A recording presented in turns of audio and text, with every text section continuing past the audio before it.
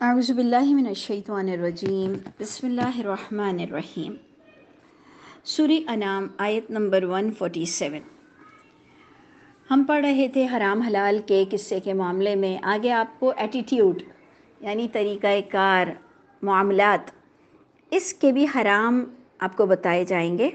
ابھی ہم جو سورہ انعام پڑھ رہے تھے اس میں ہم کھانے پینے کے معاملات میں زیادہ دیکھ رہے تھے کہ اللہ کے نبی کے بھی دور میں، جیسے آج ہمارے دور میں ہم نظر نیاز غیر اللہ کی اس میں الجھے ہوئے ہیں، مزاروں اور مقبروں میں الجھے ہوئے ہیں، بالکل اسی طرح ہر دور کا لگ رہا ہے۔ اسپیشلی قرآن میں اس کا ٹاپک ہے کہ کس طرح سے غیر اللہ کی نظر و نیازیں چلتی تھیں، اور یہ اللہ پر اتنی جھوٹی باتیں کرتے تھے، جس پر ہم نے آیتیں بھی پڑھی کہ تم مجھے دلیل سے خبر دو، تم مجھے کیا تم موجود تھے جب اللہ نے یہ باتیں کی؟ یعنی اللہ پر اتنا فلوئنسی سے، اتنا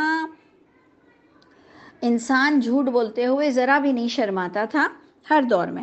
تو ادھر آپ نے غور سے دیکھنا ہے کہ اللہ فرما رہے ہیں کہ اے نبی، آیت نمبر 147 پر ہم ہیں، فَإِن كَذَّبُوكَ، اگر یہ آپ کی باتوں کو جھٹلاتے ہیں، یعنی وحی کو جھٹلاتے ہیں، کیونکہ ہم نے اللہ کی نبی کی باتیں وحی سے جاننی ہیں، کیونکہ اس سے پھر ہمیں معاملات میں آسانی رہے گی کہ ہر بات سچ ہے۔ اگر ہم حدیثوں پہ جائیں گے تو پھر ہمارے لیے کنفیوژن رہے گا کہ کون سی حدیث صحیح ہے اور کیا حدیث، اور اس کی کوئی اوتھینٹسٹی نہیں ہے، کوئی اللہ کے نبی کے دور میں لکھی ہی نہیں گئی ہے۔ تو معاملات پیچیدہ سے پیچیدہ ہوتے چلے جاتے ہیں، تو جب ہم اللہ کی کتاب تھامتے ہیں تو سکون نصیب ہو جاتا ہے۔ تو آپ نے ادھر غور کرنا ہے کہ اے نبی، اگر آپ کو وہ جھٹلائیں، یعنی نبی کو جھٹلانا گویا اللہ کی آیتوں کو جھٹلانا ہے، تو ایسے لوگوں کو آپ نے بالکل نہیں ڈرنا۔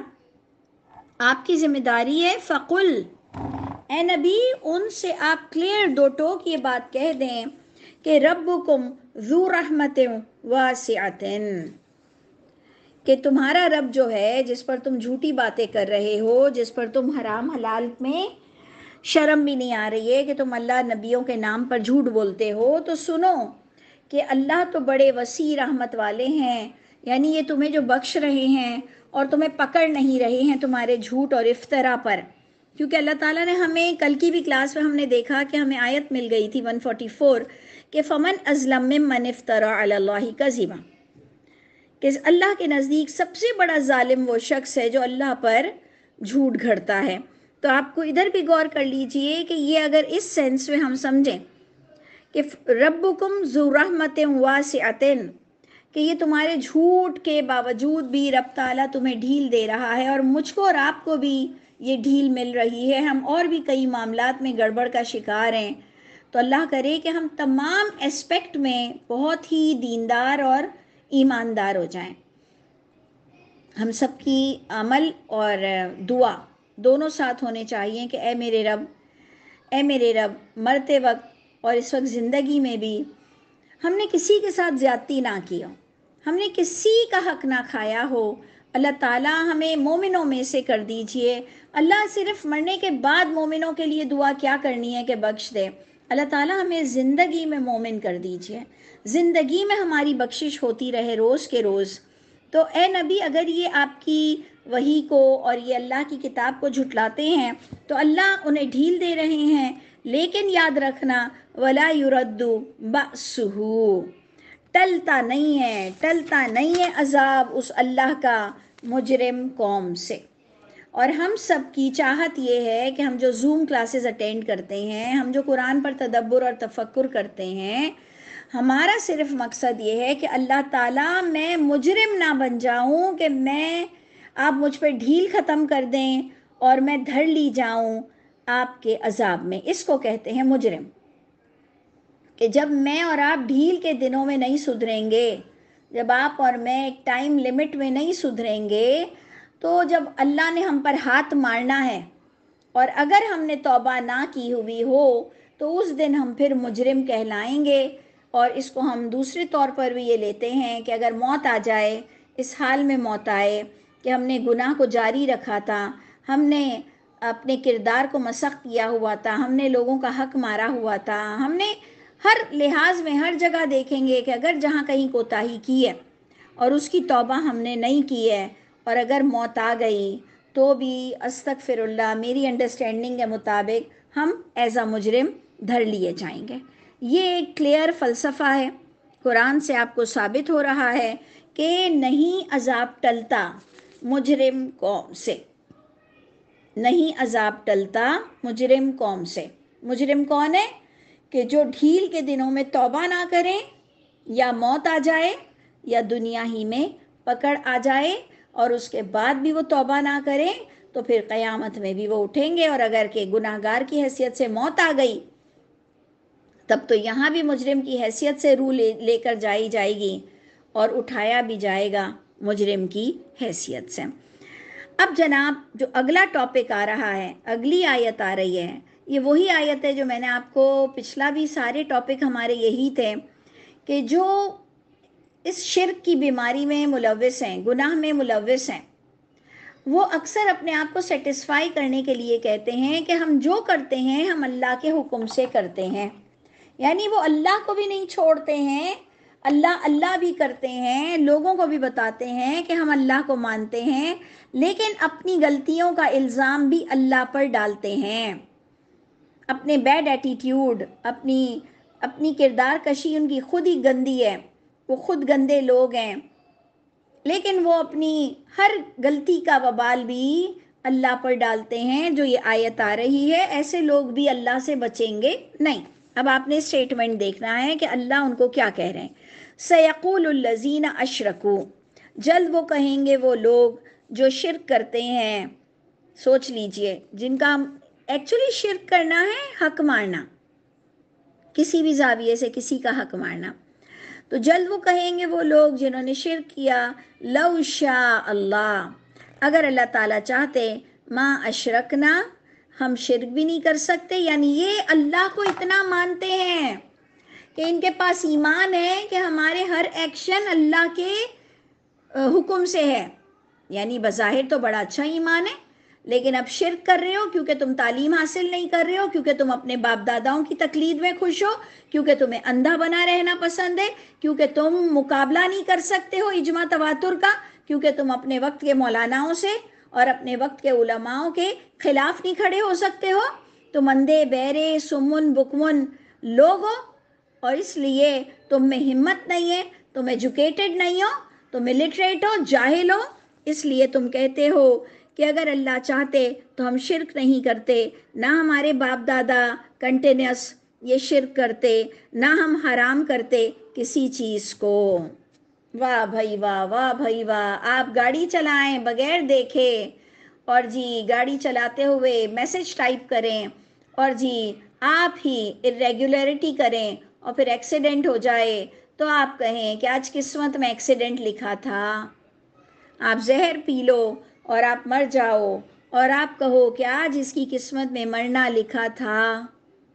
یہ تو وہی والی بات ہے کہ ہم اتنے عقل مند ہیں کہ ہم اپنے دنیاوی مفاد کے لیے ایسے کام کبھی بھی نہیں کرتے ہیں کہ چولہا تیز رکھ کے اور بھنا ہوا سالن چلے جائیں کہ اگر اللہ نے چاہا تو چولہا بجھ جائے گا۔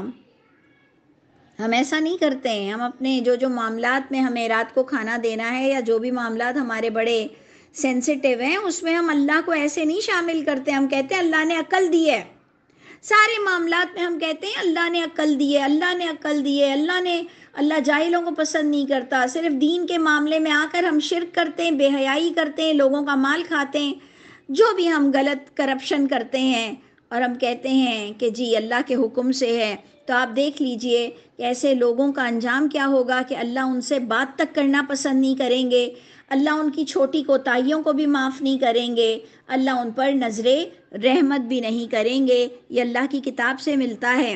تو اللہ نے بھی ادھر آپ کو جواب دیا کہ اسی طرح کذالک، اسی طرح کذب الذین من قبلہم، ان سے پہلے بھی لوگوں نے اللہ کی باتوں کو جھٹلایا، حتی ذاقوا بأسنا، یہاں تک کہ چکھا انہوں نے ہمارا عذاب ایٹ لاسٹ۔ میں بار بار کہہ رہی ہوں کہ ہمارے اس کلاسز کا مقصد یہ ہے کہ ہم مرنے سے پہلے توبہ کر لیں اور ہم اپنی تندرستی میں توبہ کر لیں، رجوع کر لیں، اور جتنا ہو سکے اپنے آپ کو ہلکا پھلکا کر لیں اور ہر طرح کی کرپشن سے بچ جائیں، کیونکہ پکڑ پر تو فرعون بھی بلبلا اٹھا تھا۔ بھائی اللہ کی پکڑ اتنی سخت ہوتی ہے اور موت اتنی سخت چیز ہے کہ اس پر تو بڑے بڑوں کے دماغ درست ہو جاتے ہیں۔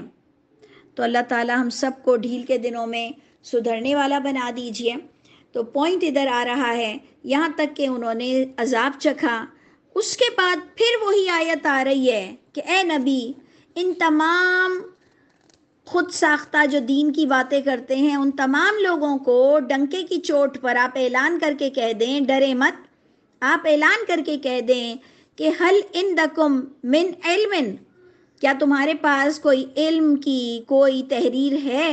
فَتُخْرِجُوهُ لَنَا، یہ جو تم اتنے جھوٹی حدیثیں، یہ جو تم اتنی باتیں بناتے ہو، کیا تمہارے پاس کوئی علم کی دلیل موجود ہے؟ اور یہ ایک دفعہ نہیں ہوا، ہم نے تقریباً کل یا پرسوں سے بار بار پڑھا۔ آپ کو یاد ہوگا کہ ہم نے یہ بھی پڑھا کہ نبئنی بعلم، کوئی بھی بات کرنی ہے اللہ رسول پر دین کے ناطے تو مجھے علم سے خبر دو، یعنی وحی سے مجھے خبر دو۔ پھر اللہ نے کہا کیا تم موجود تھے جب میں نے تم کو کوئی تلقین کی ہے اور جو قرآن میں اس کا وجود نہیں ہے یا الہامی کتاب میں اس کا وجود نہیں ہے؟ پھر آج اللہ پھر کہہ رہے ہیں 150 آیت پر کہ ان تمام لوگوں سے کہو کہ لاؤ اپنے گواہیوں کو۔ نو، ہمارا 150 آیت نہیں ہے، ہماری ہے 148 آیت۔ 148 آیت میں اللہ تعالیٰ پھر ہمیں کہہ رہے ہیں کہ کیا تمہارے پاس کوئی سورس ہے، تمہارے پاس کوئی دلیل ہے وحی کی کتاب سے، الہامی کتاب سے؟ حل عندکم من علم، کیا تمہارے پاس الہامی علم میں سے کوئی دلیل موجود ہے؟ فَتُخْرِجُوهُ لَنَا، تم نکالو اس کو ہمارے لیے۔ لیکن ان کی اصل حقیقت اللہ نے ہمیں آگے ہی بتا دی کہ ان تتبعون الا الظن، اے لوگوں سنو کہ ایسے لوگ ظن پر مبنی باتیں کرتے ہیں، یہ کہانیاں لکھنے کے اور سنانے کے ماہر ہیں، یہ قرآن کو بھی مشکوک بنانے کی کوشش کرتے ہیں اپنی وحی کے ذریعے سے۔ یہ قرآن کو بھی مشکوک بناتے ہیں کہ جی اللہ کے نبی کے دور میں قرآن لکھا ہی نہیں گیا، چمڑے پہ، ہڈی پہ اور درختوں پہ اور دیواروں پہ اور اس طرح سے لکھا گیا تھا۔ یہ مشکوک بناتے ہیں کہ جی اس کو جمع کیا گیا اور پھر اس کو لکھا گیا، اور اس کے بعد یہ الا بلا سب جھوٹی باتیں لا کر ہمارے سر مارتے ہیں، اور یہ سمجھتے ہیں کہ ہم اس کو بالکل بھی ڈینائی نہیں کر سکیں گے، اور یہ اپنے اجماع تواتر کے راگ الاپتے رہتے ہیں کہ جی اجماع سے ثابت ہے، متفقن علیہ ہے، تواتر ہے۔ اللہ کی رحمت ہے، اللہ نے ہمیں ان تمام الفاظوں سے نکال دیا کہ وہی جلی اور وہی خفی اور مطلوع اور غیر مطلوع۔ اللہ کا شکر ہوا کہ ہم نے یہ 5-6 ٹرمنالوجی کو سمجھ لیا، جسٹ صرف یہ 5-6 ٹرمنالوجی کو سمجھ لو جو یہ لوگوں کو دھوکہ دیتے ہیں ان الفاظوں کے ساتھ۔ میں دوبارہ کہتی ہوں، اجماع، تواتر، ملت ابراہیم، مطلوع، غیر مطلوع، وحی خفی، وحی جلی، متفقن علیہ، یہ اگر 8 ابھی اس وقت میں نے گنے ہیں، یہ 8 الفاظوں کو اگر آپ لکھ لیں اور پھر اس کو تھوڑا سا علم اس کا حاصل کر لیں کہ اس کی ڈیفینیشن کیا ہے، تو آپ کو ان کی سب کی جو لوگ برے لوگ ہیں اور جو دھوکہ دے رہے ہیں، آپ کو ان کی دھوکے بازی کی نوعیت اور انٹینسٹی پتہ چل جائے گی کہ یہ کس حد تک ہمیں بیوقوف بنا رہے ہیں، جس کی کوئی سند اور کوئی حقیقت نہیں ہے، اور جس پر یہ ہم پر اتنا جھوٹی حدیثوں کا ملبہ ڈالتے ہیں۔ اور اللہ تعالیٰ کتنے ناراض ہیں، آپ دیکھیں اللہ تعالیٰ نے ہمیں سورہ انعام میں کس حد تک کھول کھول کے بتایا کہ اب بھی اگر ہم نہ سدھریں تو اللہ واقعی ہم پہ نظر کرم نہیں کریں گے۔ اللہ نے ہمیں پھر کہا، پھر سمجھایا کہ اے لوگوں، یہ اتباع کر رہے ہیں ظن کی، کوئی دلیل نہیں ہے، ان کے صرف خیالات ہیں۔ وَإِنْ أَنْتُمْ إِلَّا تَخْرُصُونَ، خرس، یہ ان کا مین میڈ ہے، سارا لاجک، سارا علم، اس پر تم ان سے دھوکہ मत खाना, और हम दज्जाल से डर रहे हैं, हम याजूज माजूज से डर रहे हैं, हम वो इब्लीस शैतान से डर रहे हैं, क्या ये सब हम नहीं हैं? आप गौर कीजिएगा कि हम कौन से दज्जाल को ढूंढ रहे हैं, हम कौन से याजूज माजूज को ढूंढ रहे हैं, हम कौन से इब्लीस को देखें कि वो हमारे पीछे पड़ा है। हम खुद ही तो ये सब बन चुके हैं कि हमने दीनदारों को धोखा देना शुरू किया। अल्लाह हम सब पर रहम फरमाए और अल्लाह ताला हमें ढील के दिनों में सुधरने वाला, हक अदा करने वाला बना दीजिए। उसके बाद आप गौर करें कि अल्लाह ताला ने हमें और क्लियर कहा कि एक बात सुन लो, जैसे कि अभी भी अल्लाह ने कहा ना कि अल्लाह का अजाब टलता नहीं है। समझ आ रही है बात? अभी आज ही आपने सबक में पढ़ा ना कि अल्लाह का अजाब टलेगा नहीं, ये याद रखना। बिल्कुल इसी तरह ये भी अल्लाह ताला आपको और मुझको वार्निंग दे रहे हैं कि फलिल्लाहिल हुज्जतुल बालिगा। मेरा दिल चाहता है कि सारे स्टूडेंट सुनने वाले इसको रट लें। फलिल्लाहिल हुज्जतुल बालिगा, बड़ा स्ट्रॉन्ग स्टेटमेंट है। क्या है? बड़ा वैल्यूएबल स्टेटमेंट है कि ऐ लोगों कान खोल के सुन लो कि जो अल्लाह ने आपको हुज्जत पूरी की है, जो अल्लाह ने आपको ये वही दी है, ये हुज्जत है, बस यही पहुंचने वाली है। इसके अलावा तुम्हारी तमाम साहसित्ता और तुम्हारी वो शियाओं की चारों किताबें और भी तुम्हारे जितनी किताबों के तुम कोर्सेज कर रहे हो, ये सब अल्लाह को नहीं पहुंचने वाले। फलिल्लाहिल हुज्जतुल बालिगा, ये अल्लाह की वही, ये अल्लाह की किताब ही बस पहुंचने वाली है, तुम पर भी पहुंचेगी और तुम्हारा हिसाब किताब भी इसी से होगा। और ये अल्लाह की बात है जो हुज्जत बन गई है, इनकार नहीं कर सकोगे। बहुत ही वो नहीं हम कहते हैं स्ट्रेट फॉरवर्ड, बिल्कुल स्ट्रेट बात की अल्लाह ने। अल्लाह हमें वाकई समझने वाला बना दे। अब जनाब आगे बड़ा खूबसूरत टॉपिक है। अल्लाह फरमाते हैं कि फलौशा लहदाकुम अजमाइन, अगर अल्लाह चाहते तो तमाम लोगों को हिदायत दे देते। तो हम कहते हैं कि फिर अल्लाह ताला आपने क्यों नहीं चाहा? तो अल्लाह ने कहा कि मैं टेस्ट लेने वाला था। तो यही काम तो हम बच्चों के साथ भी कर रहे हैं, स्कूल में भी यही हो रहा है कि टेस्ट हो रहे हैं। भाई बच्चों को टेस्ट क्यों लिया जाता है? भाई पास कर दो ना। तो एक तरीका ही कार है, सिलेबस बनता है, कुछ याद कराया जाता है, कुछ मैथ सिखाया जाता है, कुछ ज्योमेट्री के कितने ग्राफ्स बनाए जाते हैं, कितना कुछ होता है। तो जब वो चीज़ों में भी हमें हिकमत नज़र आती है कि इससे ये दुनिया पर काबिज होंगे और इस तरह से ये दुनिया को, लोगों को सहूलतें देंगे, यानी ये टेस्ट, ये इम्तिहान, ये सब आपको एक बड़ा आदमी बनाता है।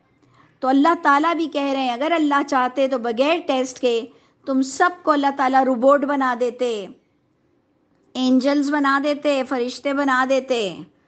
अल्लाह ने ये दुनिया इसीलिए बनाई लियब्लुवकुम अय्युकुम अहसनु अमला। उसका मकसद ही अल्लाह का ये था कि वो तुम्हें जांचेगा, तुम्हारे लाइफ में अप एंड डाउन्स आएंगे, अच्छे और बुरे दिन आएंगे, तुम्हें देखेगा। अब ये अलग हुज्जत है आपकी या बहस है कि क्यों बनाया, वो आप अल्लाह से खुद पूछ लीजिए। मैं तो ये मानती हूँ कि मैं आ चुकी हूँ इस दुनिया में, अब मैं एक अल्लाह ने मुझे पैदा किया है, मेरा क्रिएटर है, और मेरा बहुत अच्छा अंजाम मैं इनायतों के तवस्सुत से अपना बहुत बड़ा अच्छा अंजाम बना सकती हूँ। इतना अल्लाह ने मुझे पावरफुल बनाया है कि मैं इसी दुनिया में बेहतरीन किरदार, बेहतरीन व्हाट वी कैन से के हमको जो अल्लाह ताला ने एक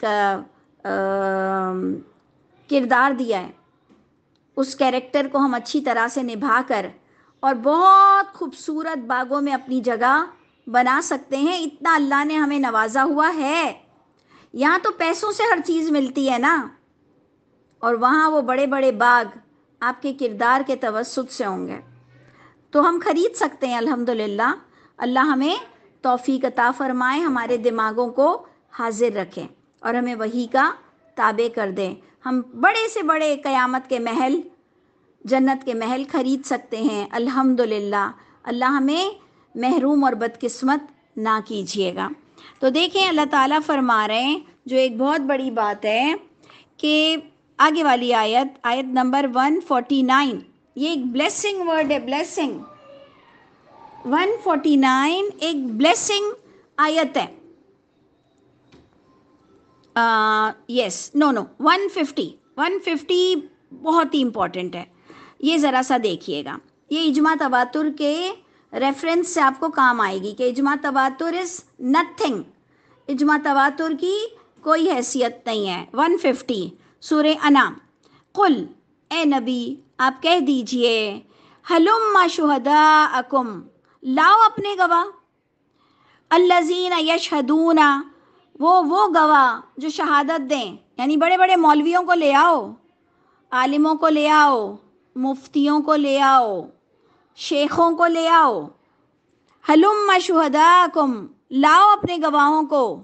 نبی کہہ رہے ہیں، اور میں نبی کی سنت پر یہ الفاظ کہہ رہی ہوں کہ اللہ نے مجھ میں اتنی طاقت دی ہے کہنے کی، اور ہم سب کے اندر اتنی طاقت رکھی ہے کہ ہم پورے اجماع اور تواتر سے بھیڑ سکتے ہیں.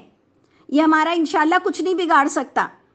یہ رب تعالیٰ نے کہا ہے کہنے کا، اپنے نبی سے بھی کہلوایا اور ہمیں بھی کہہ رہے ہیں کہ تم بھی سن لو کہ لاؤ اپنے گواہوں کو جو گواہی دیں کہ ان اللہ حرم ھذا، کہ یہ فلاں چیزیں اللہ نے حرام کی ہیں.